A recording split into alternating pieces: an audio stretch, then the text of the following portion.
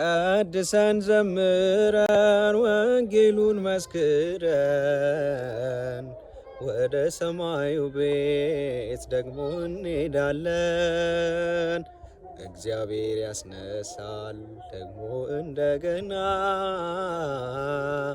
ዘመኑን የዋጀ እጅጉን የጸና።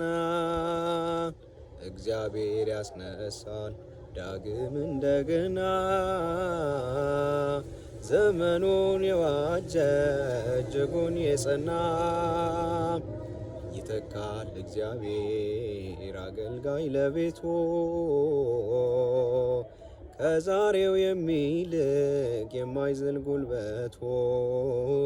አይሰስትም እና ጸጋን በማካፈል ብርቱን ያስነሳል ከትውልዱ መሃል። አይሰስትም እና ጸጋን በማካፈል ብርቱን ያስነሳል ከትውልዱ መሃል።